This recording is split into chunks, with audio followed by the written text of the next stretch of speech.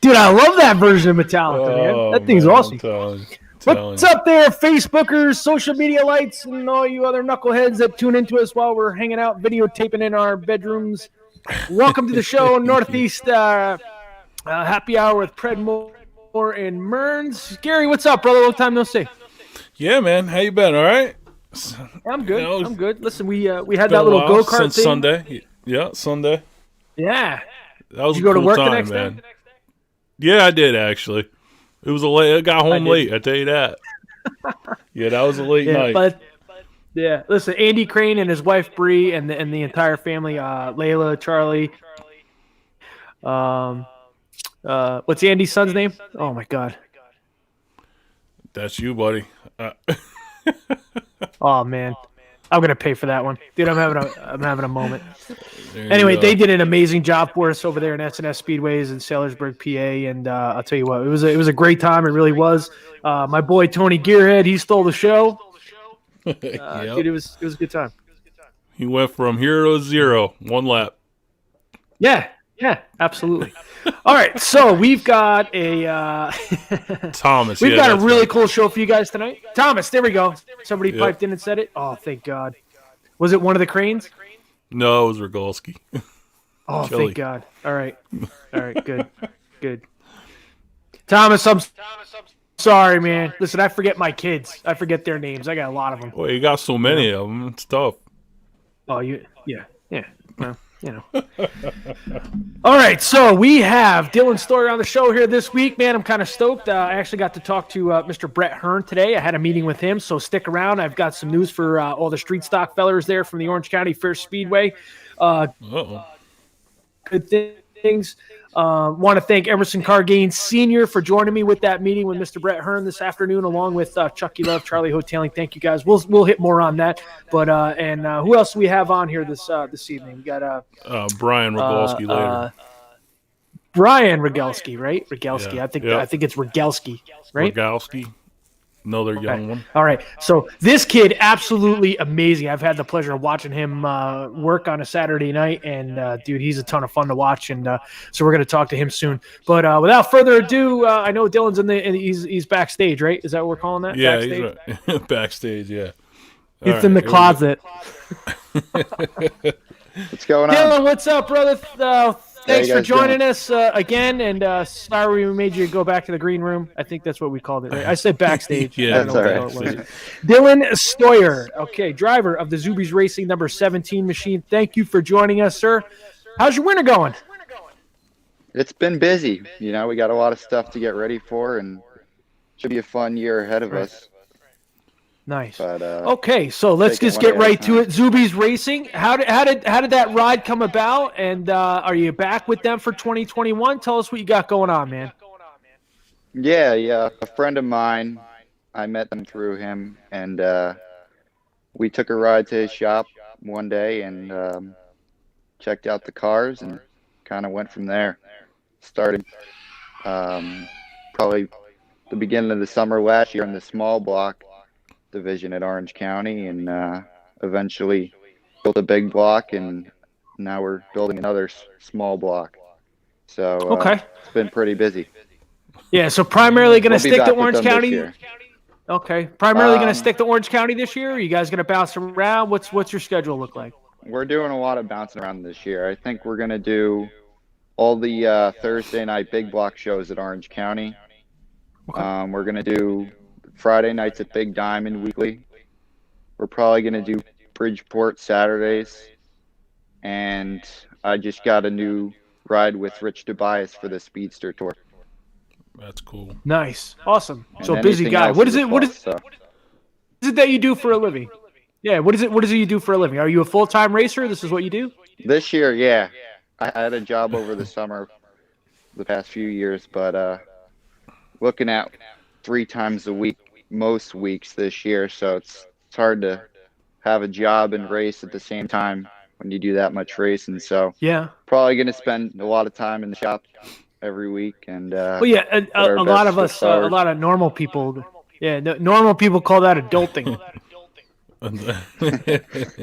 Now you're traveling down here. You're going to the shop here, or the car's up by you? Where's the cars? Right now, we got 2 of the Zuby cars at our shop, but Okay.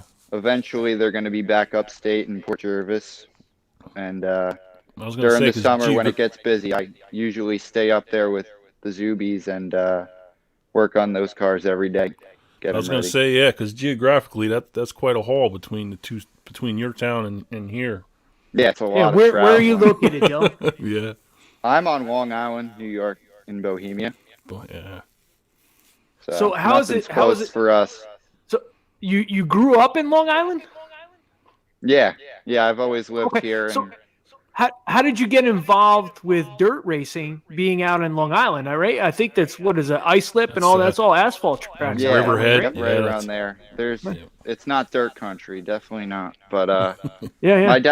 my dad raced asphalt modifieds for as long as I've been around, and up until 2016, he's been racing out at Riverhead Raceway. That's about half an hour east of us. And in 2016, I started to take over, and I started in the crate division there.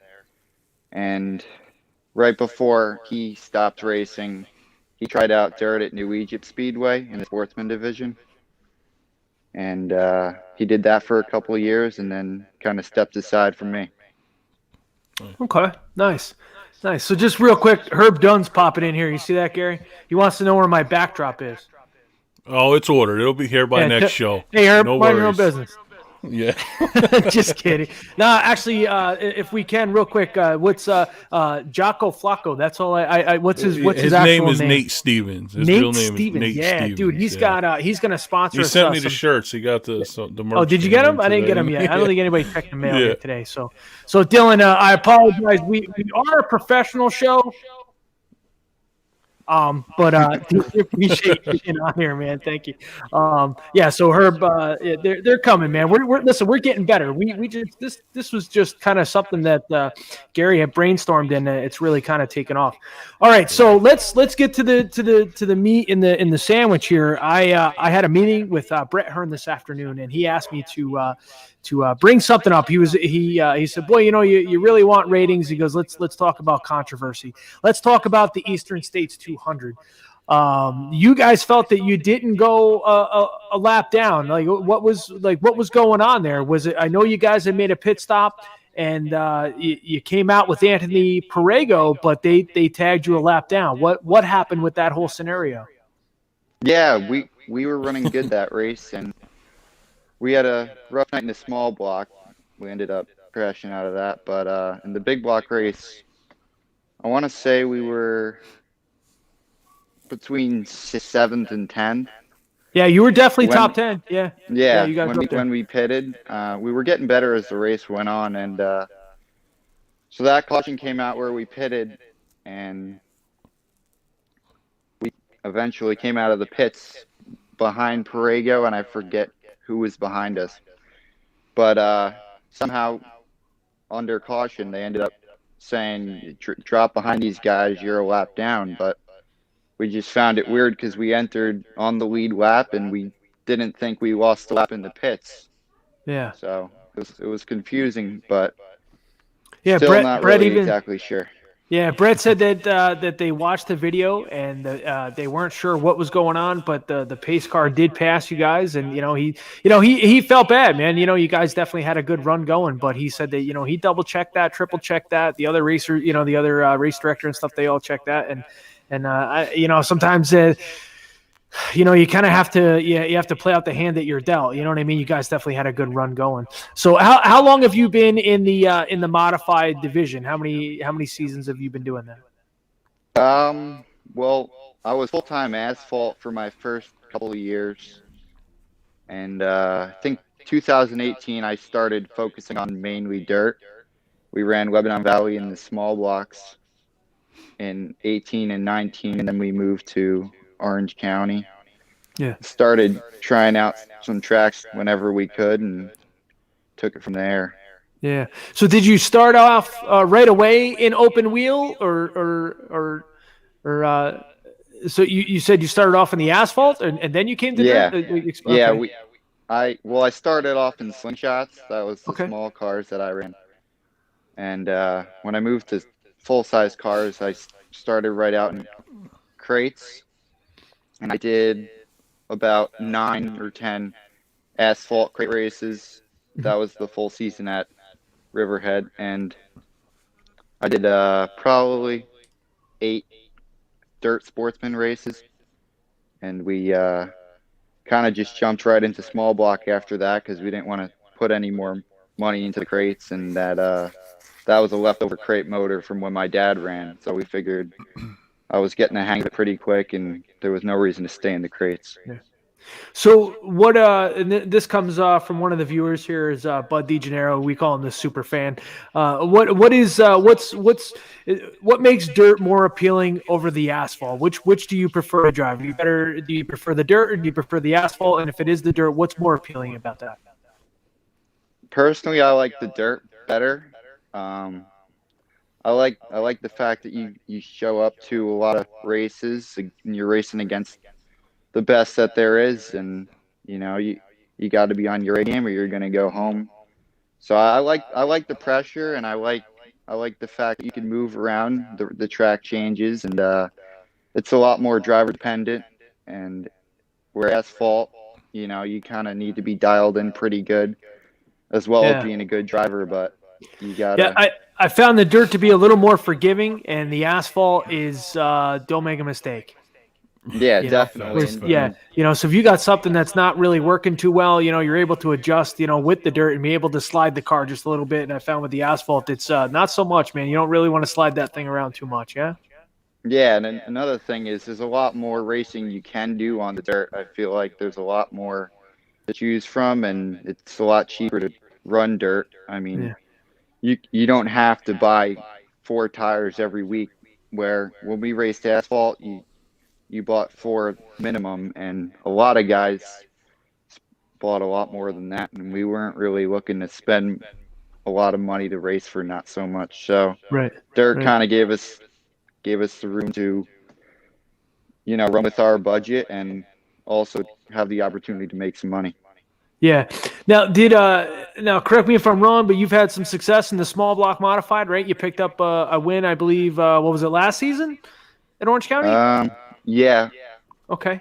Or not at Orange County. Okay. Lebanon Valley, I have a Lebanon Valley win. Okay. All right. And did you think that you'd be able to park that thing that early on in your career in Victory Lane? Yeah, I kind of always believed I could do it. I never doubted myself, but I knew it would take a little bit of time and some learning, because a lot of the guys on dirt have a lot more experience than me, and a big thing is following the track conditions. And my family didn't come from dirt racing, so as I was learning the driving, we were also learning the setups and stuff like that, and how to work on tires and everything. Yeah. So out of all the tracks you've raced at, what's the one track you really like to race at the most? I gotta say probably Big Diamond.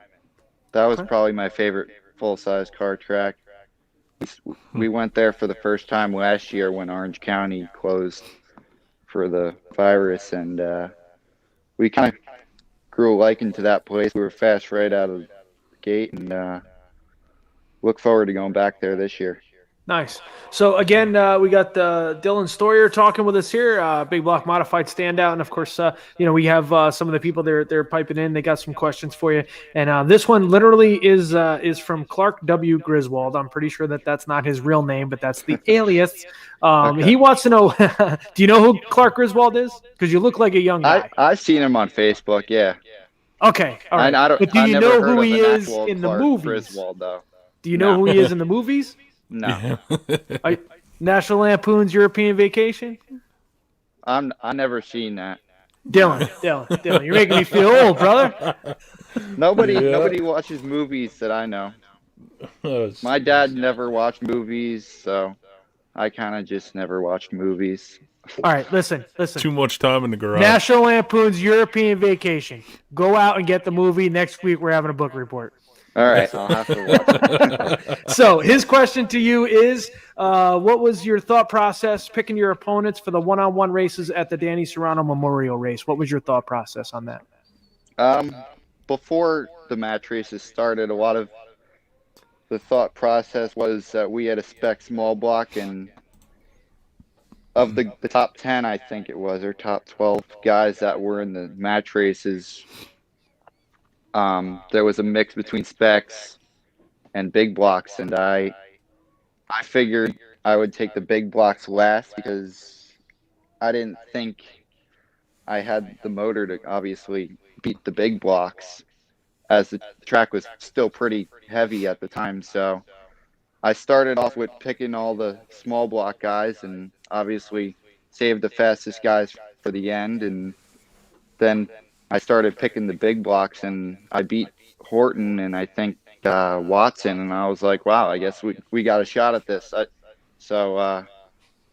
Then we lost the last one against Mahaney. I think he was also a big block, but right. So out of all the guys that you've raced with, who do you think is one of the toughest competitors that you've had? Probably Matt Shepard.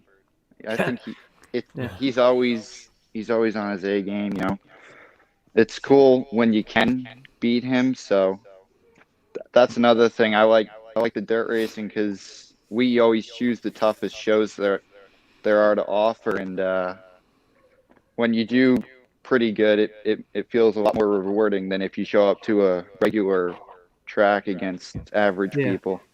Well, they always say, you want to be the best, you got to beat the best, right? Yeah. So 2021, yeah. So you guys are going to be bouncing around quite a bit, and you guys looks like a very, very busy season going for you. Hopefully, COVID is really starting to become a thing of the past, and it was pretty crappy thing that we've had going on here, 2020, and all that other good stuff. Out of as part of the program here, we like to ask everybody that comes on, out of all the races that you could possibly win, other than the Daytona 500, what would be the one race that you would really, truly like to win? That's a tough one. Maybe Eastern States, or I think I'd say the 76 or Grandview, because there's really nobody that doesn't go to that, and I feel like that's the toughest race to get into, and always the toughest probably to win. So to win that would be pretty cool. I want to ask we asked who's the worst guy to race up against?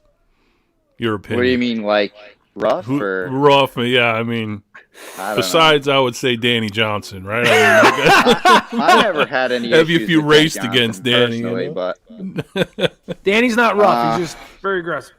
Yeah. I don't know. I don't really want to say names, but there's a couple rough ones. I think the ones that I'm thinking of, everybody kind of knows they're rough. So. All right. Fair enough.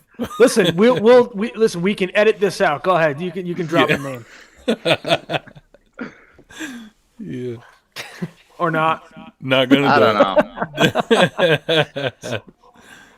So is this obviously, like you said, this is what you're going to be doing full time now? Is this something that you want to continue to do, or are you looking to get into NASCAR? Like where are you wanting your racing career to go? Do you want to stay with the dirt? Tell us your thoughts on that.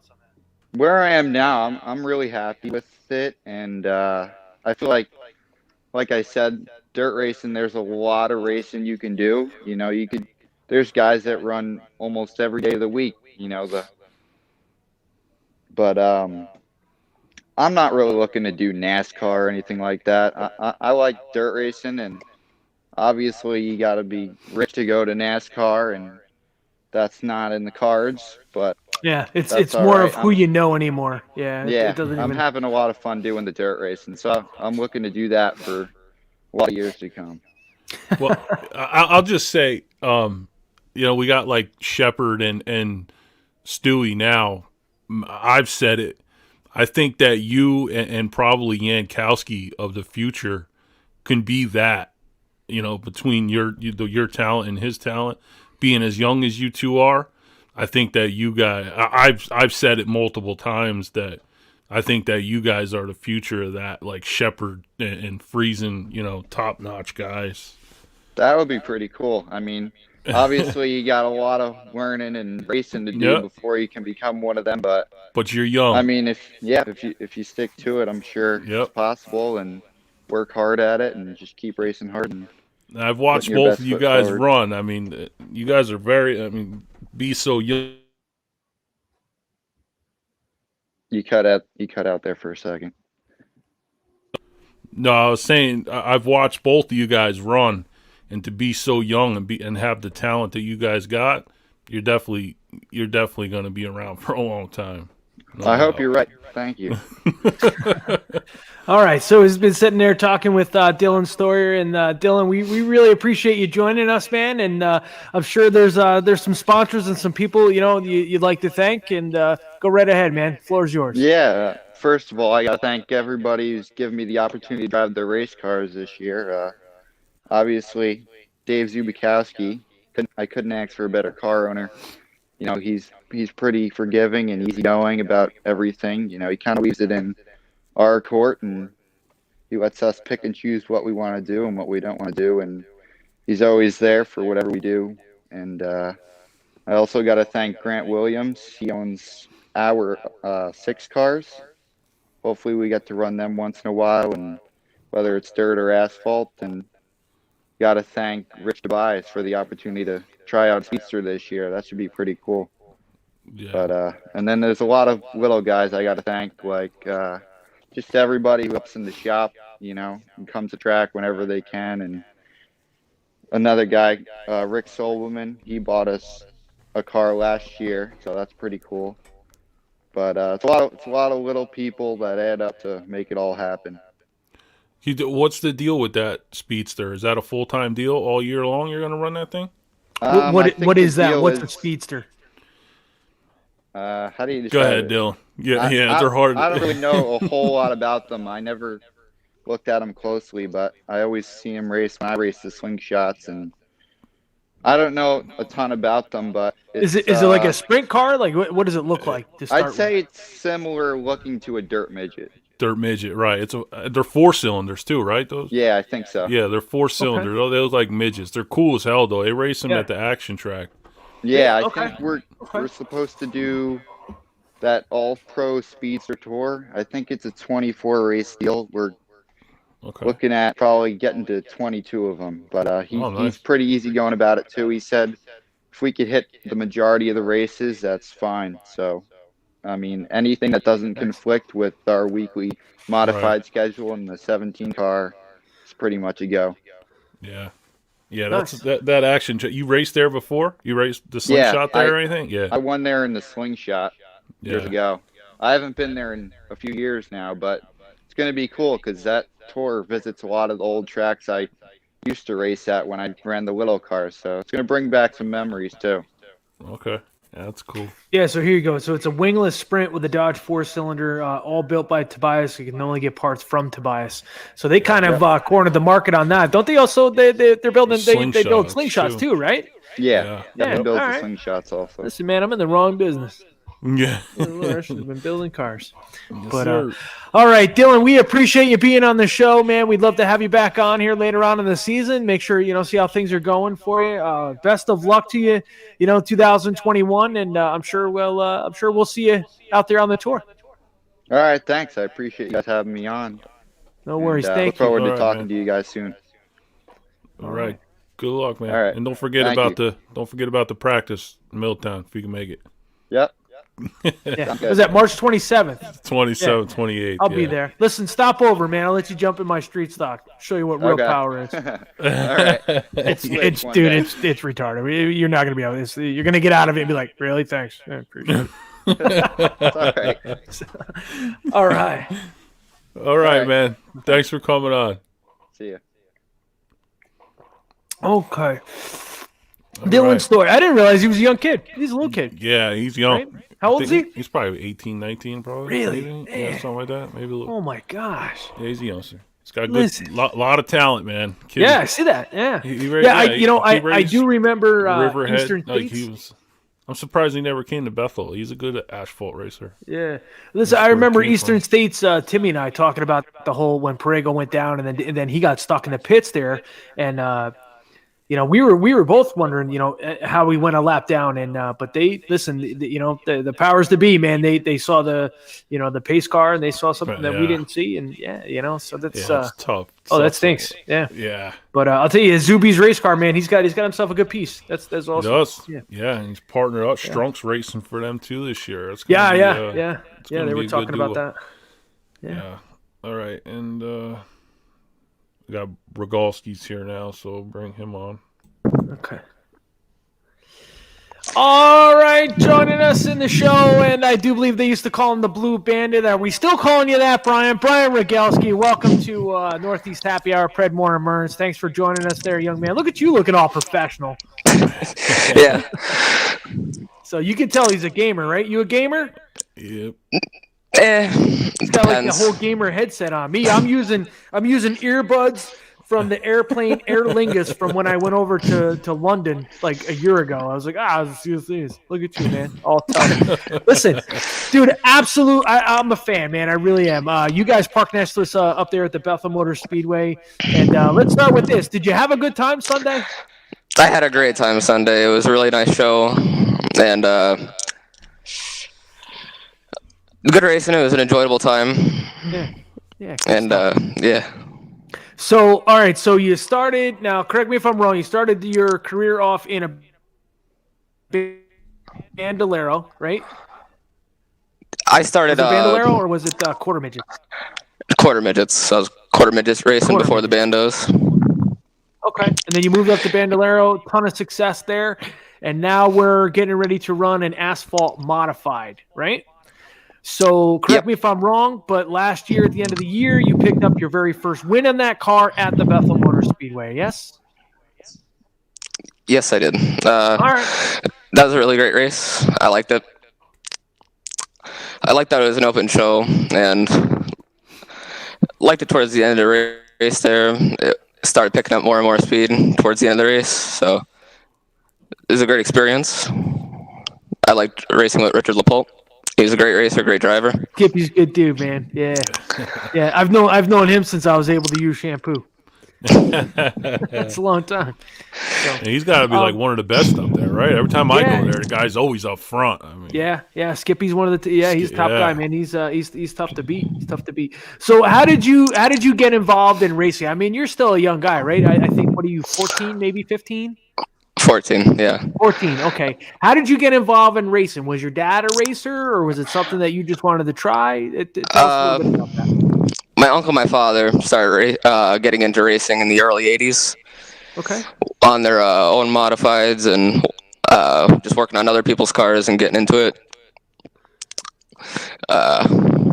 They started doing fabrication in early 90s on their own cars, other people's cars. And that's kind of where I started off with the quarter midgets. Then that just slowly worked into a bigger career, and now I'm in a modified. So yeah. Now is that your uncle that's doing fabrication work? My uncle, my father, and other people we have here working on the cars. Now is that a full-time business? Because I see a lot of stuff coming in and out of there, man. They're doing awesome stuff. They're doing awesome work. Yeah, we have people in and out of here. It's not a full-time job. Okay. It's kind of just to pick up extra money in the winter, and that's pretty much what keeps these cars going. Yeah, nice. And where is that located? Where are you guys located at? Wilkes-Barre, PA. Okay. That's where this garage is at. That's not too far from us. Yeah. Okay. So, so 2021, we talked to you briefly there Sunday a little bit, but what's some of the plans here for 2021? Where are you racing? What are your goals? What are you looking to do? We're going to be racing full-time Bethel Motor Speedway. We're going to be racing Evergreen as well. I'm hoping to get the NASCAR Rookie of the Year for Bethel Motor Speedway, and maybe the championship. Don't know, but we're gonna try to go strong for Evergreen points too. We only believe I have 5 races there, and then 1 602 crate race there, since we are running 602 crates in these cars. Right. Where's that, Evergreen? That is in Drums, PA. Oh, okay. That is a fun little asphalt track, man. I've run there. I want to say twice. I ran enduros there, man. That's a fast little joint. Yeah, nice little place. Fast place. Fast. Yeah. So let's. Go ahead. So let's. All right. So looking to run just the asphalt modified here this year in 2021. Where or is there other stuff that you're going to be jumping into? Nope, just the asphalt mod this year, and maybe get a race in at Lake Erie and North-South Shootout. Okay. And where do you see yourself in about 10 years? What are you looking to do? You looking to run, drive race cars full time? You looking to run NASCAR? Where do you see yourself?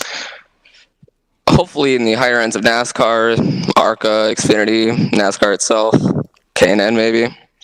Don't know. Yeah. Now, are you guys funded by yourselves, or do you guys have a lot of good sponsors? Let's talk about that.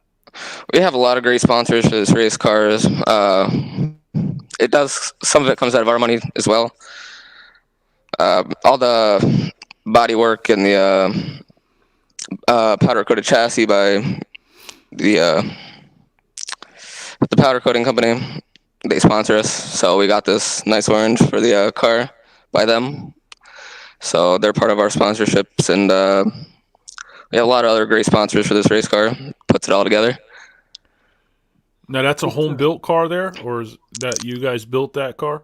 No, we bought this one, but we do build chassis. Okay. But this would be a great starter car. Okay. Yeah, Doug Russ just piped in and told me I needed to stay away from Evergreen Speedway. I don't even know. The last time I ran there, I want to say it was like January 1st. We ran an enduro. I pulled out on the track, and somebody forgot to tighten up the radiator cap, and it came off. So we had to take the cap off of our bus, and that's what we put on. Nice. We put that on the race car. Yeah, it was. Dude, what a day! What a day that was. But, so now, what are most guys running? What is the? I mean, I don't know much about those asphalt modifieds, but I know like Troyer makes them. Is that what most guys are running? I mean, I don't know. CD chassis, Troyer chassis. It honestly depends on what you prefer. Yeah. There's companies that PSR now and all of them. Oh, so there's a bunch then. Yeah, there's a lot. Okay. And what are, I mean, I know that there's a bunch of different motor combinations. What are some of the motor combinations for these cars? Now, you said 602 crate. What are you allowed to run with that? Are you allowed to run a 4-barrel? Is there a weight break? Like, how does all that work? I believe at Evergreen and Bethel, you're able to run a 4-barrel. Okay. And there is a little bit of weight, less in weight on them instead of the built motors. Built motors have a little bit more weight. Now, are they competitive? I mean, of what I've seen about those things sound pretty nasty. Like, them motors are no joke. Are the crate motors able to compete with them? Yeah, I think Skippy's running a crate motor, right? Really? 602 crate. Yeah. Really? I would never think that. Wow. Yeah, he's up there. He's usually top. One of the top 5. Oh guys yeah, I know. He's every that week. surprised me that it's a crate. Wow. Damn. Yeah. Because those things, they just seem bad, man. Those things are nasty. Well, once you put a 4-barrel on them, boy, it livens them right up. Oh yeah. They tend to come alive. Yeah, we put one on my car up at Bethel last year for one of the enduros, and I had DOT tires. It was one of the stupidest things I've ever done in my life. So I stayed in the throttle as long as I normally would, and the brakes were just it didn't want to stop. I thought I was going through the wall again. I was like, dude, this is not good. Definitely need brakes up there. That's a big thing. You need brakes. Well, you could just do what Larry O'Donnell does and just use the guy in front of you. Use the guy in front. Yeah, he's good for that. As my front bumper took that beating that night. So what made you guys to go to Bethel full time? Well, last year we were planning on going to Bethel, but they went NASCAR again. So you can't race the NASCAR modifieds until you're 14. And last year I was 13. So that's kind of our big decision this year to go. Yeah. Bethel. And where Now did I'm you 14. run mostly? Where did you run mostly last year? Evergreen or? Evergreen and Mahoning Valley. Okay. Yeah, Mahoney. Yeah. Yeah, I hear that's like a O shape, right? That place. It's really tough, really small. They see it's a D shape, but like really, it's you're just turning the whole entire time. It's like almost a perfect circle. Yeah, pretty much. Yeah. My buddy Timmy Pitts lives up that way, and he was racing modifieds up there, and he said, "Boy, I tell you, you get forearms like this at the end of the night because you're just constantly on the wheel, man, just turn it." So, okay, so we've gotten to. Oh, you're welcome, Larry. He said, "Wow, thanks, guys." So, yeah, no worries, man. So we've got, we've been asking pretty much everybody's kind of one of those things that just part of the show. Out of all the races that you could possibly win in your career, what would be the one race other than the Daytona 500 that you would really want to win? Any races in the top tier of NASCAR, I'd honestly like to win. That'd be a really big accomplishment. Maybe even if I were to ever get in the modified wheeling tour, even one of those races would be great to win. Yeah. See, even as a kid, man, I've always been a fan of the the modified wheeling tours and the modifieds. I know back in the day at Bethel, when they first started them, they were called IMCA modifieds. But what they were was they were taking Camaros and Monte Carlos and just taking the front fenders off of them and calling it an open wheeled modified. And then they started to allow some of the different chassis and stuff. Matter of fact, Steve Conklin's piping in now, who's an absolute legend with modified racing, especially at Bethel Motor Speedway. And once they started doing that, I mean, just the appeal of it, because it almost looked like a late model kind of thing, from back in the early 80s and stuff. And I don't know, man, I've always just kind of fell in love with that. Do you think that it's a disadvantage because there are still guys who are running a home built chassis with you guys? Do you think that they're at a disadvantage, or do you think that I believe it was 96, my uncle and my father actually had a driver, is Ricky Zacharias. I don't know if you guys have heard of him, but absolutely, 100%. Yep, I know who he is. Yeah, they actually ran a metric chassis during a race, and it was during brand new cars in 96. When I was a kid, I believe I got to meet him at Bethel. Well, back then it was White Lake Speedway, and he had run a run with Jabron. Yeah, I do remember him. Yeah, very well. So your dad and your uncle were one of the innovative inventors of these chassis. Is that what you're telling us? Yeah, I mean they ran a metric chassis during that race and actually won it. Nice. So. Yeah. Now, how far off are these things from like the wheeling modifieds? Am I missing something? I mean, what's the difference? A ton. Yeah. So let's put it this way. We all know, cousin Larry O'Donnell, that is a home built chassis that he ran last year in the modified division. And we all know that he's no slouch. That motor was not lacking for anything. That was a John Lombardo motor, ultimate power. The car had the best of everything in it. And just the way compared to what like Skip LaPolt had, which was, I believe a Troyer, right? Am I wrong on that, Brian? I honestly don't know what chassis he runs. I believe it is Troyer. I believe it's the same car as mine, 2000Y.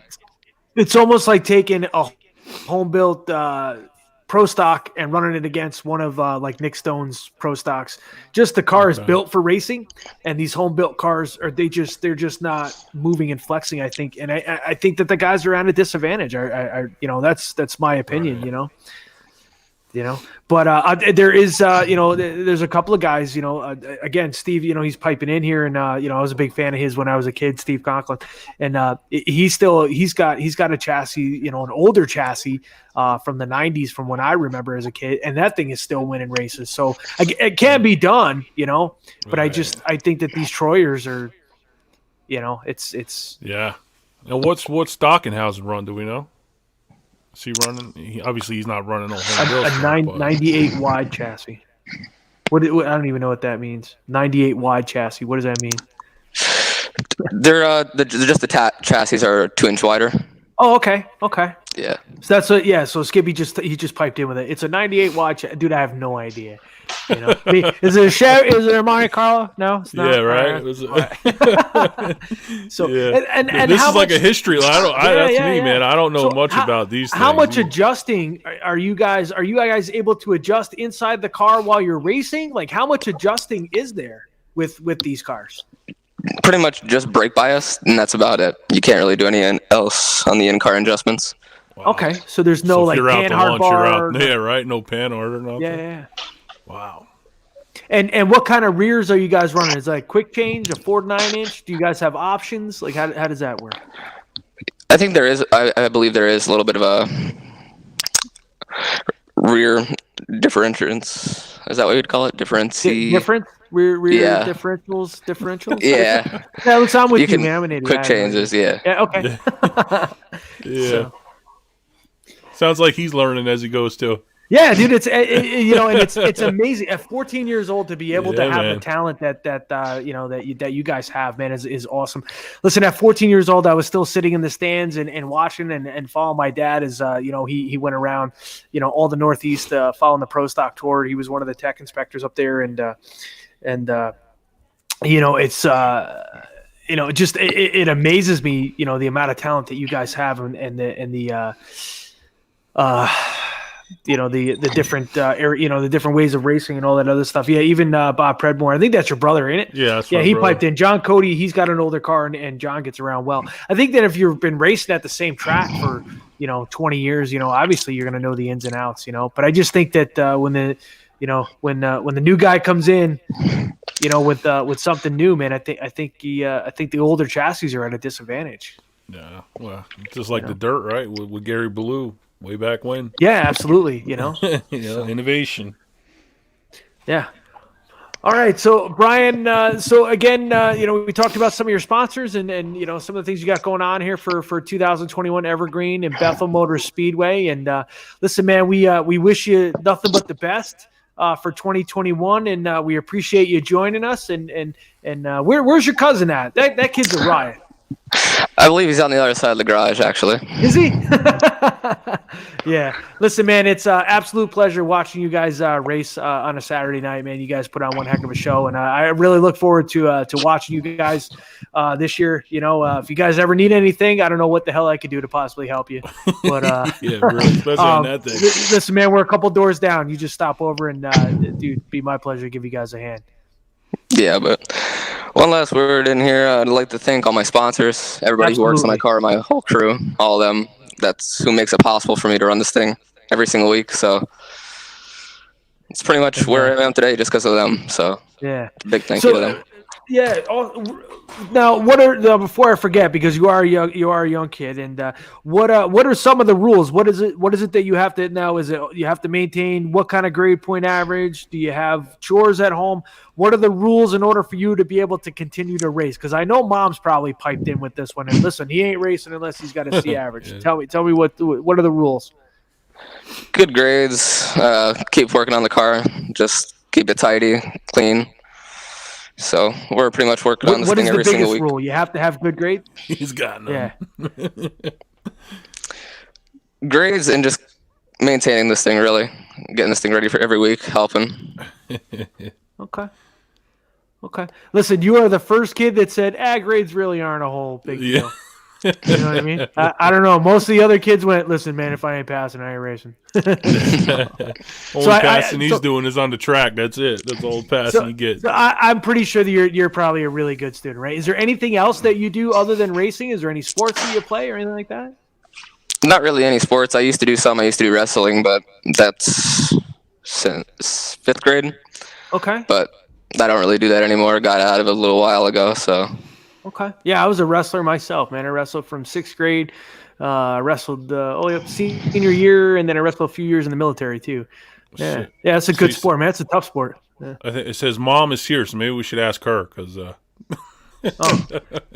Okay. So all right. So yeah. So Mom is here. Is that Robin? Robin's your mom? Yeah. Okay, Mom. So what is the main rule that he has to do in order to be able to stay racing? So give it a second here. No, Brian, you be quiet. You had your shot at this one. So, Mom, what's the main rule? Yeah. What does he have to do in order to keep racing? Yeah, he blew it. He blew his chance. That's why she chimed in. She's like, "Hold on, wait a minute." Yeah. Hold on. I'm waiting right now. Hold on. Yeah, we're waiting for her to answer. We'll give her another 5 seconds, and if not, then I guess it's pretty much No holds barred. there is no rule. No, look, I think she's probably typing as fast as she get. Does she type like this? She don't type too fast. She's not typing too fast. All I know is she's getting one. Oh, here it is. We really just need to keep up those grades. See, there is a rule. So, and the way she wrote that is, dude, are you struggling in school, man? Listen, I'll help you. I'm going to school too. I can't hear you. Yeah. So, It's a D. Right. Yeah, you just got to keep a D. That's all. Yeah. Rock bottom. All right, Brian, we appreciate you being on the show, man, and definitely we look forward to seeing you here later on this season at the Bethel Motor Speedway and Evergreen, and best of luck to you, and hopefully we can get you back on throughout the year and see how things are going. Yeah, thank you for having me. All right, man. Brian Rygielski, he's going to be the driver of the Asphalt Modified number 72. Beautiful piece of machinery, and All right. Yeah. So... All right, so Brian and Dillon, decent show, pretty good. Yeah, it was good. Yeah, you got you got some news you want to tell us? I do, and I think it's awesome. I really do. There. So we actually had a meeting with Brett Hearn and Doug Dilgarian today down at the Orange County Fair Speedway, and again, want to thank Emerson Cargain Sr. for joining us, along with Chucky Love, Charlie Hotailing. So Brett is very accommodating, very easy to talk to. Orange County is, they couldn't have asked for anybody better, to represent them. And so we sat down, and our biggest thing was to talk to them about, our street stock shootout series for the end of the year. We will be back this year. This will be the 6th season.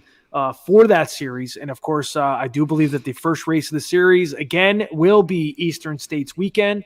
The Street Stock Shootout Series will be there. The big news is Orange County has finally opened the rule book, and they are making a change.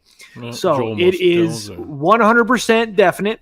A Ford 9-inch is now allowed at the Orange County Fair Speedway in a street stock. No full floater rears, none of that nonsense, stock mounts, stock location, but a Ford 9-inch is now an option at Orange County.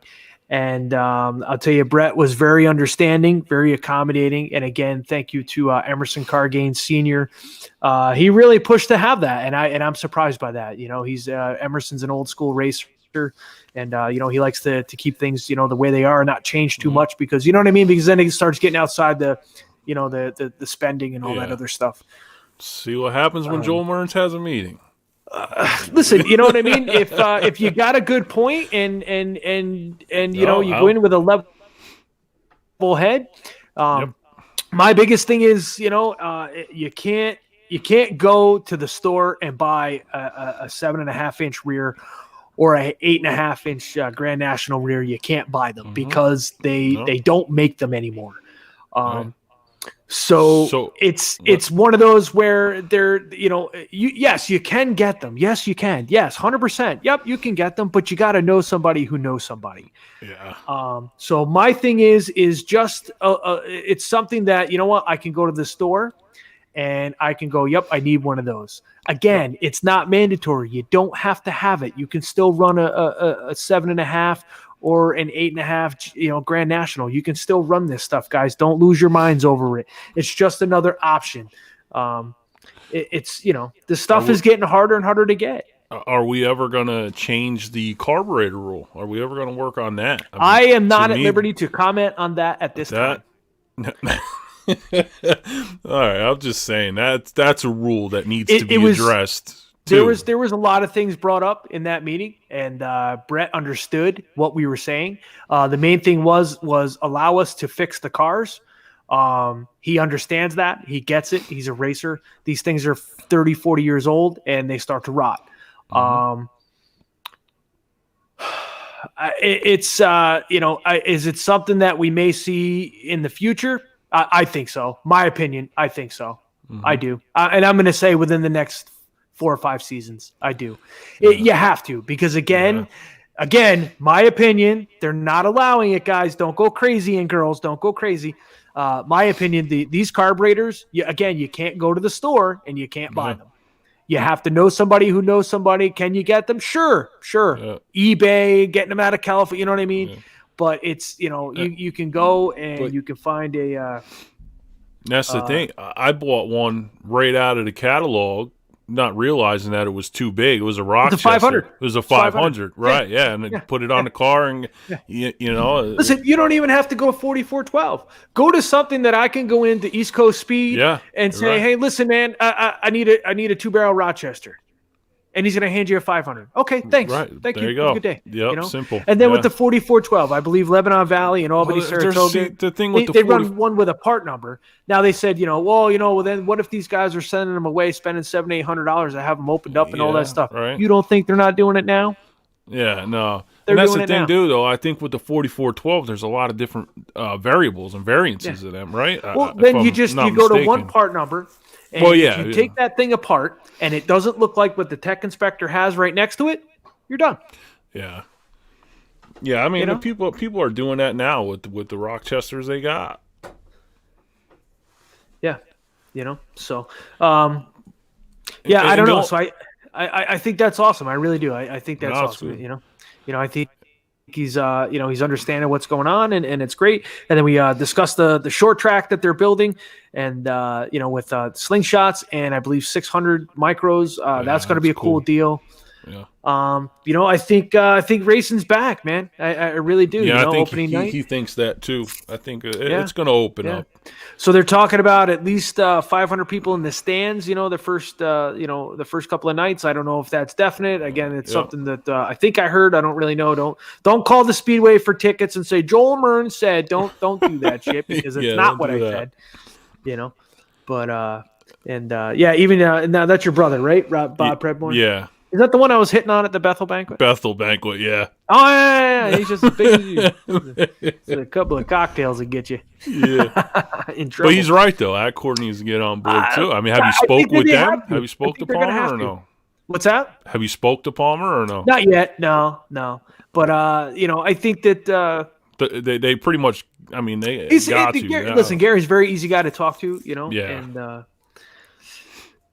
And you know what I mean? And so I think it would just be a matter of, hey, listen, man, you got to, and this is what I kept telling Brett, you got 3 tracks within an hour of each other. Everybody needs to be on the same page, and we're not, and that was the whole point of the shootout series, was to get everybody on the same page. To get the 3 tracks to start. Listen, make it so that we can go, you know what I mean? Friday night guys are going to go check out Bethel, or they're going to go check out Orange County. And, and now with a 4.9-inch, dude, you're making it easier for us to do that. Yeah. Because it's just, you know what I mean? You change the center section, you don't have, and we go racing. You know what I mean? I think that's awesome. So now that series is a go, you're going to do all 3 tracks again? Yes. Right now it's going to be the Sullivan 100. That's going to be a 100-lapper at Bethel Motor Speedway. That'll be a DOT race. Eastern States weekend, of course, that'll be the second one. Accord Speedway, nothing committed yet. Like I said, then we need to have a conversation with Gary Palmer on that one. And once we get closer to actually having that and getting ready to do that, we'll have Charlie Hoteling on, and you know what I mean, and we'll discuss that and all that other good stuff. And, you ever thought about expanding that deal? We have, 100%. Yeah. We went to 6 races between the 3 tracks, and I think we lost. Expanding it out to other tracks, to like Albany, Saratoga, or Fonda. Something that's got similar street stocks. You know what I mean? It would be tough because the rules are so different. Listen. You take one of our cars and go to 5 Mile Point. Oh, I know. I've been there before. Or Penn Can, and we're out to lunch. Yeah, I know. Yeah. Listen, we look like the push car at King of the Can. We were the guy that was like, I literally was like, don't hit me. If you get in trouble, I'm the guy that's going to push you off the track. That's what I looked like. I mean, it was absolute. Yeah. We had no business being on that racetrack other than to help pack it. Yeah, but I think like Albany, Saratoga, I think their cars are pretty similar. I mean, they run headers, but I mean, I think the cars are pretty similar. Yeah, for the most part. Most part it is. Yeah. it's just, I don't know. I think, Albany Saratoga is a 7-inch rim also, and it's listen, then them guys upstate, everybody's different, man. It's different. Yeah. You know what I'm saying? That's the problem. And I think, I think the headers and all, dude, you don't need all that. You really don't. Listen, keep the race stock cars, manifold. man. No. I'm always with the headers. That's a race car, man. Put the headers on it and go. Then that's a pro stock. You know what I mean? It's kind of the way I look at it. Well, I mean, listen, can you go to the store? We want to get technical. There's really not much between that pro stock and some street stocks. There's a ton difference. Some street stocks. All right, listen, not all of us have Kyle Welsh motors. Well, no worry. Speaking of him, he hit me up, and he's going to be on the show, so that ought to be interesting too. Yeah, listen, I told him to hit my agent. He said, "Listen, man, I think I could take time off of work. How do I get on the show? So you need to talk to my booking agent." Talk to Gary. I think that show is just going to have to be him because I think the comments and the questions is just going to be overbearing. It's going to be too much. So it's going to be a Kyle Welsh only show. That's it. Listen, he's going to keep talking, and we're going to be off the air. Exactly. He's it. He's the only one on that night. Yeah, I sure did, but since Joel went there, yeah, I did. Yeah, I can. Yep. Nah, dude, I love Kyle, man. He's a good kid. The kid, he works hard, dude, and he's got Bethel figured out, man. He's and he's going to be one of the guys. Hopefully, that's listen. Whenever I've asked him, bounce the ideas off of him, man. He's more than willing to give us a hand, man, and it's awesome. So. No, he's good. Yeah, I say he definitely got to figure it out. That's for sure. Yeah. And Bethel is a tough place, man. Oh, dude, that place is ridiculous. There's so many people that go there that just think they're just going to go in there and do. It's hard. It's tough. Yeah, it really is. Yep. So it takes a lot to figure that out. All right, man. Listen, my goddamn head hurts. Don't take much. I mean, my eyes hurt. Everybody's eyes hurt looking at that dome all night long. Good thing this is a family show. Yeah. Oh, all man. All right, man. Yeah, so next week you'll have your banner. I just want to thank Nate for that too. Yeah, dude, awesome. The TGIR merchandise. Yeah. And we have shirts coming too, man. Appreciate you so much. Pretty cool shirts. I think he's one of the races that I really want to go hit, man. I love those things. I love those run what you brung kind of deals, and dude, I think it's awesome. And what's the racetrack that he's having that at? Thunder Mountain. Thunder Mountain. Never been there. Never been there. That's a pretty cool place too. Listen, I think that it would be absolutely cool to go check it out and try it. And you know what I mean? What do I have to lose? Nothing other than a front clip. Which I got plenty. I got plenty of this. Yeah, dude. I think it's awesome what he's doing, and Nate, thank you so much. It's it's good money to win too, and he's listen, even if we don't, he's looking to get pay out and sponsors. So it'll be a good deal. It's going to be a good event. Listen, and thank you, Andy Crane, for making the logo for us again and inviting us there last Sunday, man. That was a good time. Really appreciate you and your family and Thomas and all that. Thing. Yeah, I said Thomas. Yeah. Any drivers, they want hero cards or anything made up. See Andy. Yeah, dude, I have them. Designs. Yeah, Andy. Yeah, he does great work. Andy made had a bunch made up for me, and dude, it was awesome. Dude, Walt, I'm game, man. Let's do this. Let's go. Walt Henry said he piped in. He said, "I'll go." Where's he going? The Thunder Mountain. Thunder Mountain. Go run that run with your brung kind of deal, dude. All right. Yeah. Listen, I've run those with modifieds and sportsmans and stuff like that, dude. It's awesome. Yeah, good stuff. Yeah. I tried to get an interview with Walt at the thing. He's a man of few words. No, listen, he's not one to talk, man. The unruly race, 50 laps, 3,000 to win, dude. I'm in. I like it. Yeah. Listen, don't pay me. You know what? Just let me race. Listen, if I don't qualify, tell everybody I was the fastest 6-cylinder you ever saw. But dude, we really truly appreciate everybody, what they're doing and the shares and the comments and everybody watching the show, dude. It's been really, really cool. Thank you guys so much. Yeah. And we will I guess we'll see all you guys next week, right? Yep, do it again. All right, man. So everybody have a good night, and thank you guys, and we'll see you later.